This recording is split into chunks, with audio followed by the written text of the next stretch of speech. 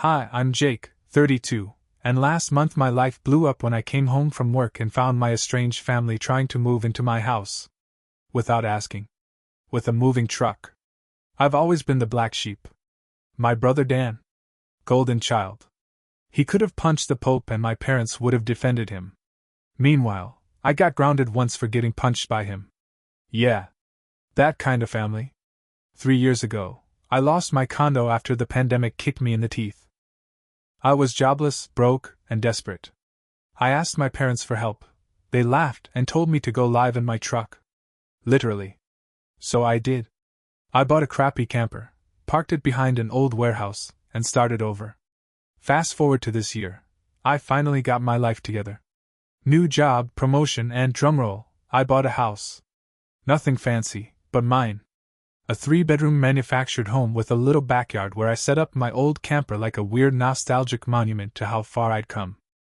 So, in a rare moment of dumb pride, I made the mistake of posting a picture of my new place online. One selfie. Big, stupid grin in front of my housewarming sign. I even said something corny like, "Finally have a place to call my own." That was it. Innocent, right? Wrong. A week later, I hear a knock. It's Dan, his wife, aka the Queen of Drama, and their 4 kids. Unannounced. No warning. Just bam, surprise. Like a reverse birthday party where you're the one who loses everything. "Thought we'd come check out your new place," Dan says, smiling like I owed him something. I stood there blinking like a moron while his entire family just pushed past me. No permission, no shoes off, just stomping through my house like they were already moving in. I should have slammed the door in their faces right then. But I didn't. And that was my first mistake. So there I was, frozen in my own entryway, watching my family trample across the carpets I hadn't even finished vacuuming. My brother's kids were screaming like someone had laced their juice boxes with Red Bull, and Dan's wife, Asil, let's just call her Karen 2.0, was making judgmental comments about everything. "Oh wow," she sniffed, running a finger along my kitchen counter. "No granite countertops? I guess you're still living the bachelor life." I wanted to ask her if she remembered laughing at me when I lived in a camper and they refused to let me park in their driveway. But instead I smiled. Tightly. Because I knew something was up. Dan, meanwhile, kept circling my living room like he was visualizing where the sectional would go. Not my sectional. His. I could feel the tension bubbling, and I knew exactly when it boiled over, when my dad called me that night. "Jake," he said, in his usual no-nonsense tone. "Be reasonable. You've got too much space for just one person." That was the moment I knew. They'd planned this. My own parents, who made me feel like furniture growing up, were now trying to gift wrap my house to Dan. Next day, Dan shows up again. Alone this time. No kids. No Karen. That should have been a red flag, right? Like a horror movie where the music cuts out. "Let's talk man to man," he says, and we sit down in my living room, the same one he was casing like a home inspector 24 hours earlier. He launches into this whole guilt trip speech. How he's struggling. How their house is cramped. How I don't even use 2 of the bedrooms. And then, with a straight face, he says, "You could just live in your camper again. You seemed fine back then. Let us have the house." I blinked so hard I nearly had a stroke. He wasn't asking. He was offering me a deal. Like he was the one doing me a favor. "No," I said firm. "This is my house. I worked for it. It's not a timeshare." But Dan just smiled like I'd said maybe, and stood up to shake on it. That's when I took out my phone and hit record. So I'm standing in my own living room, gripping my phone with the camera rolling, while Dan monologues like a low-budget Bond villain. "You'll come around," he says with this smug grin. "Mom and Dad already said you'd do it. They've agreed. It's settled." Settled? Settled? That's when I snapped. "No," I said louder now. "Hell. No." Dan flinched like I'd slapped him with a mortgage statement. I rarely raised my voice. Years of being punished for speaking up taught me to swallow my words like pills. But not today. Not in my house. "You don't get to walk in here and just claim my life like it's some door prize," I yelled. Cue the front door busting open like a low-rent sitcom entrance. In March my parents, Karen 2.0, and the entire brat pack of children, like a SWAT team of entitlement. My mom's already crying, my dad looks furious, and Karen is smirking like she just beat the final boss of manipulation. Just do it for Dan, my mom said. Like it was some sacred family chant. He has a family. He needs this.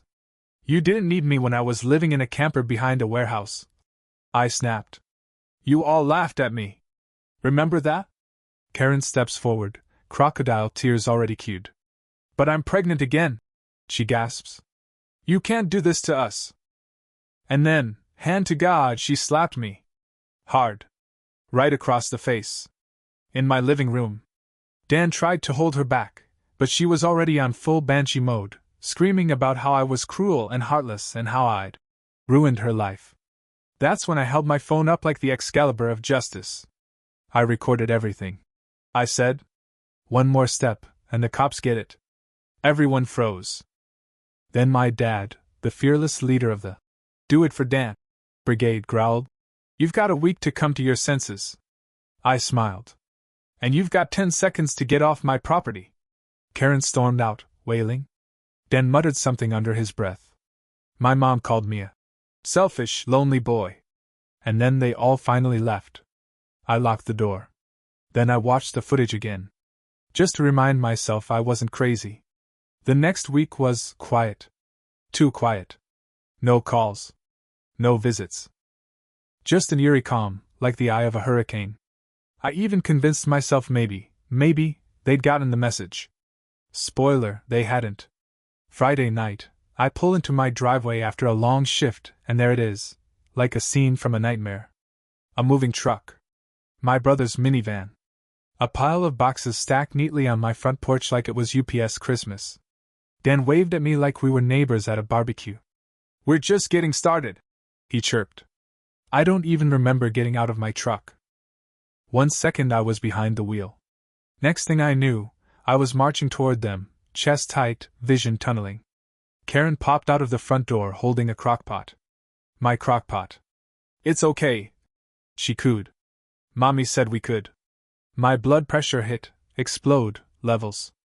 I ran back to my truck, locked the doors, and dialed 911 with shaking hands. Karen followed, pounding on the window. You can't do this to us. I'm pregnant. For the 5th time.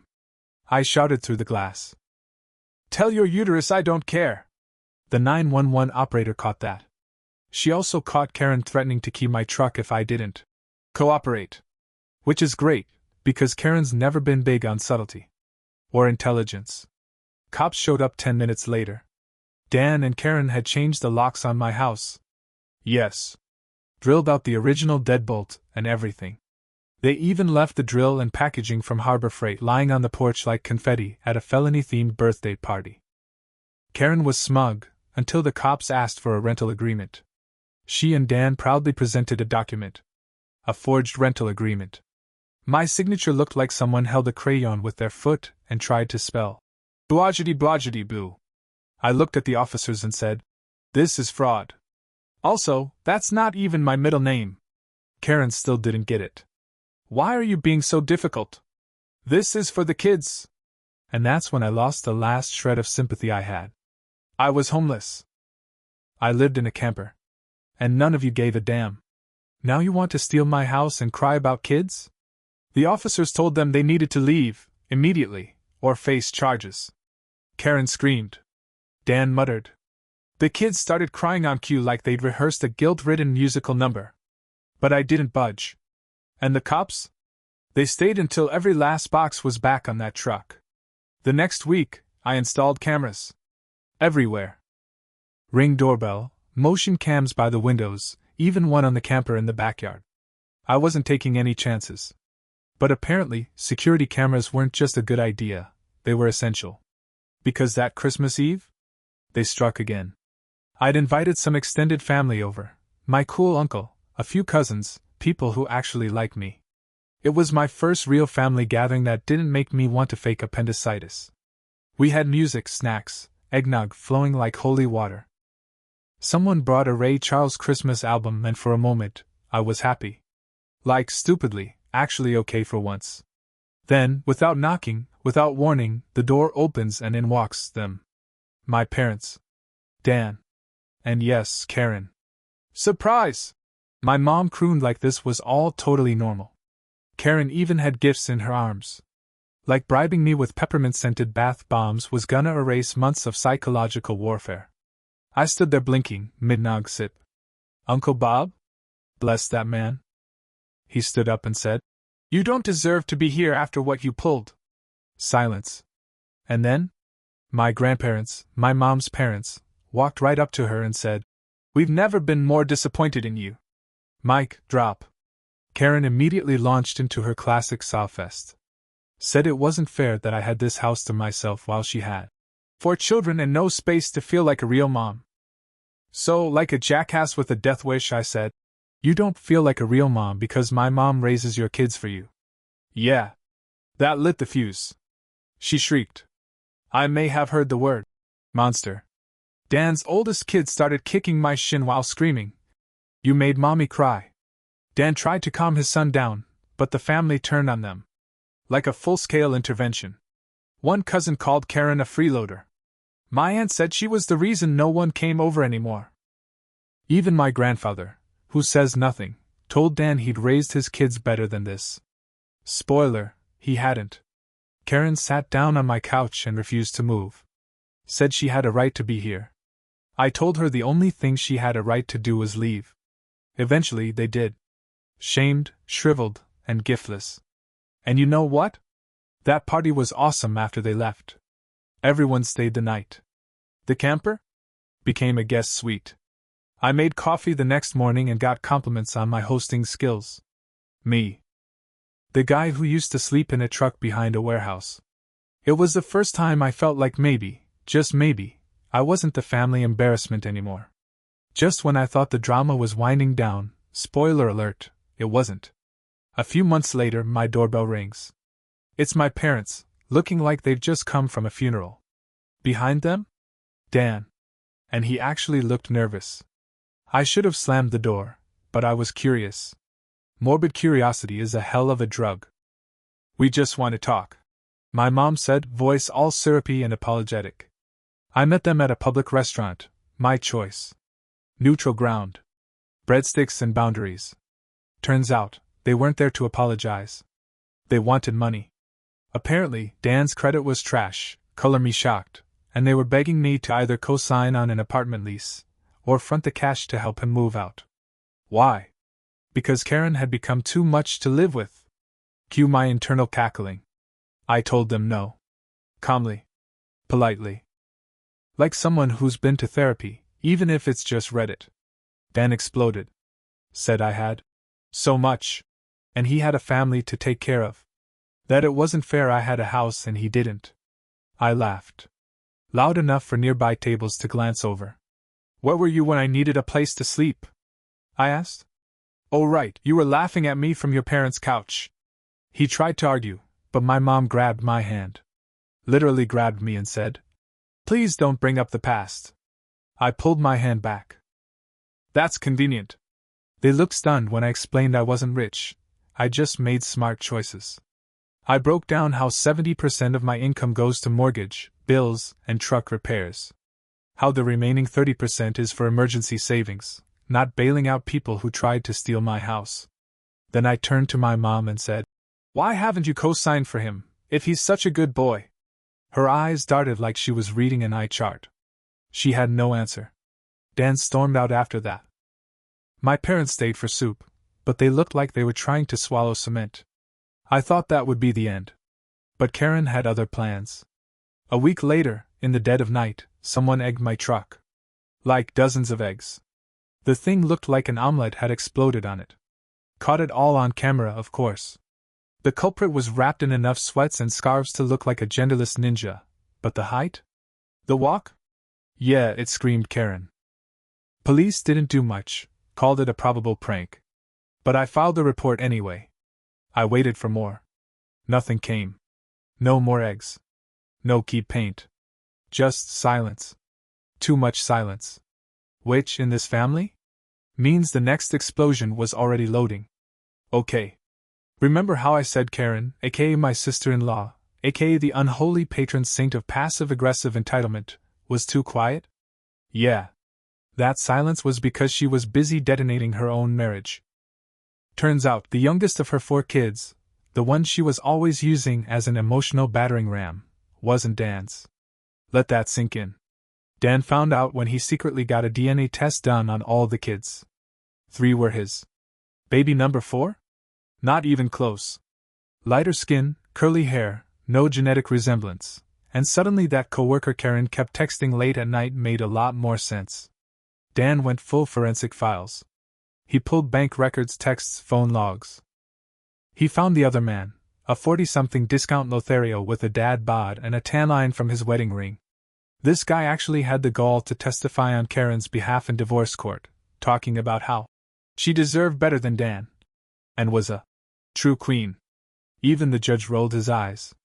Karen tried to play the victim card again, crying in court that she just wanted to feel loved. But this time, no one clapped. She got smacked with a partial custody agreement, no alimony, and a pile of debt she couldn't crawl out from under. Dan? Surprisingly, he grew a spine. Sued to get his name taken off the birth certificate. 1. He's officially no longer on the hook for a kid that isn't his. Karen? Kicked out of my parents' house after scratching my dad's face in a fit of rage. She even gave Dan's oldest a black eye in the scuffle. The cops were called. She was arrested. Her parents had to bail her out. And guess where she showed up next? My house. I opened the door to find her standing there, eyes wild, ranting about how I ruined her life. How if I just shared my house like a good brother, her family wouldn't have fallen apart. That I was selfish, evil, and a toxic energy parasite. Whatever that means. Then she tried to shove me. On my own porch. Bad move. I told her I was calling the police. Oh, and that everything, including her deranged TED Talk, was recorded on my ring cam. Karen turned white. Like milk left in the sun white. I ended it then and there. You are never welcome here again, I told her. This is your last warning. And it was. I filed for a restraining order the next morning. It was granted almost immediately. Karen hasn't posted about me since. Her social media is locked down tighter than her child support account. The guy she cheated with? Dumped her. He didn't want the baby. He didn't want her. She's living with her parents now, working at their family business because she's toxic, unemployed, and unhireable. Karma's not a dish best served cold, it's a whole damn buffet. So here we are. Full circle. A year ago, I was living in the back lot of a warehouse, sleeping in a camper, showering at the gym, and wondering how the hell my life got so bleak. Now, I own a house. I've got 2 solid tenants who respect boundaries, a kitchen that doesn't smell like moldy gym socks, a ring cam that's paid for itself in drama, and, I still can't believe I'm saying this, a better relationship with my entire extended family than I've ever had before. But let me back up. Because while Karen was being legally yeeted into irrelevance, the fallout didn't just affect her. Dan, my golden child brother, the one who used to pants me in front of girls and laugh when I got dumped, actually changed. It started the night he showed up at my door, scratched up from Karen's attack, with a half-empty bottle of cheap whiskey and a look in his eyes like someone who'd just watched his entire life go up in flames. Which, in fairness, he kind of had. He didn't even ask to come inside. Just stood on the porch like a kicked dog until I opened the door and told him to get in the camper out back before my tenants thought I was harboring feral raccoons. We spent that night playing cards, watching old DVDs on my portable player, and just talking. Like real brothers. For the first time in, 15 years? Maybe longer. He cried. I didn't. I've run out of tears for him, but I still listened. He admitted he'd been a crap brother. That he knew our parents favored him and leaned into it because it made his life easier. That Karen made him feel like a king at first, until he realized he was just the kingdom's wallet. And he hated himself for going along with it. He didn't ask for forgiveness. Just wanted to say it. And honestly, that was enough. I let him crash in the camper that night. He puked in a bucket, passed out face down, and was gone by the time I woke up for work the next morning. Left a thank you note and a dented can of Red Bull on the counter like some kind of hungover Santa. A month later, he came back with a new request. He wanted to borrow the camper. Apparently, after kicking Karen out, he'd given up his bedroom to his oldest son so the kid could finally have his own space. I didn't even hesitate. I told him yes. I mean, hell, when I lived in that thing, nobody gave me anything. If letting Dan use it helped his kids avoid the same garbage childhood I had, then so be it. I helped him set it up in my parents' backyard. My dad even installed a proper power hookup for it. Which was weird, because this was the same man who once said I should just live in a tent when I asked to park the camper there a year ago. Maybe counseling really has changed him. My mom still cries every time she sees me. Not in the manipulative crocodile tear way she used to, but like a woman haunted by the ghost of every opportunity she missed to be a decent parent. She's apologized. Multiple times. About things I didn't even realize she remembered. She says sorry for how she let Karen treat me. Sorry for never coming to my graduation. Sorry for punishing me when Dan stole my stuff and blamed it on me. It's weird. Almost unsettling. Like watching a villain monologue mid-redemption arc. And my dad? He doesn't say much. Never did. But now he just kind of stands in the corner during family events, nursing a beer, and nods respectfully when I speak, as if I've suddenly become someone worth listening to. Maybe he's just terrified I'll post another Reddit update. Extended family treats me like royalty now. Cousins call me the good brother. My uncles fist bump me at barbecues. Even my grandparents, who always played Switzerland growing up, told me they were proud of me. Me. The guy who used to hide in the garage with a Walkman to escape family dinners. At this year's Christmas Eve party, hosted again at my house, thank you very much, Dan brought the kids. Karen, obviously, was not invited. My restraining order against her is still active, and even if it weren't, she's less welcome here than termites. The kids were different. Calmer. Kinder. Like they'd stopped living in a war zone and finally felt safe. Dan's son, who once kicked my shin for making mommy cry, actually hugged me. Said thanks for the tiny house in the yard. I cried later. In private. Sue me. Dan and I aren't best buds. We probably never will be. But we're something now. Something better than we were. He's still paying off debt from the divorce. Still lives in the camper. Still working overtime. But he's trying. And that means more to me than any apology ever could. Karen, as far as I know, is still living with her parents. She works for their business. Her college degree is collecting dust next to her bottle of expired Chardonnay. She occasionally tries to message Dan, but he shuts it down. Fast. He won't even say her name anymore, just calls her that one. Oh, and that last kid? The one that wasn't Dan's? He's being raised by Karen and her parents. From what I hear, Karen's affair partner took off the minute the court told him he'd be paying child support until his social security kicks in. Turns out, being charming doesn't pay for diapers. I haven't heard from Karen since her meltdown on my porch. My Ring camera caught her trying to shove me, remember? That footage is still backed up to the cloud. Just in case. The egging incident? Never got solved. Pretty sure it was her. But I let it go. It cost me $15 at a car wash and a minor spike in blood pressure. Not worth chasing ghosts in hoodies. Now? I sit on my porch at night, beer in hand, watching the camper lights flicker softly in my parents' backyard. The same camper I once called home. The same camper Dan mocked me for living in. Life's funny like that.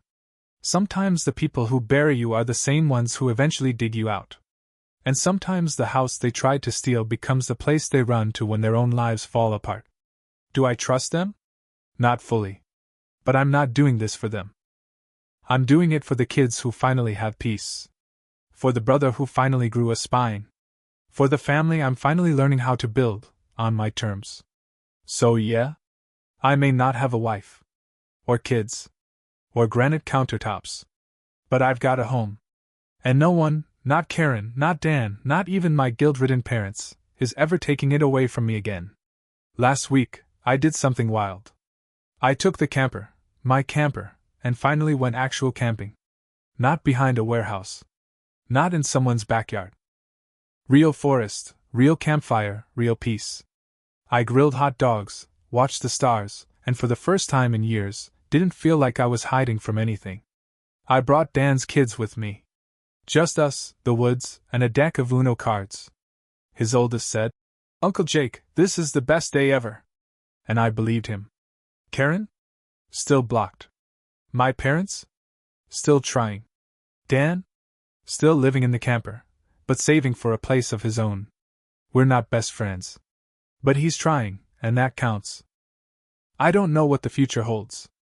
But I know this: if the past comes knocking again, it'll find the door locked, the cameras rolling, and a man who finally knows his own worth. And this time? I'm not moving out.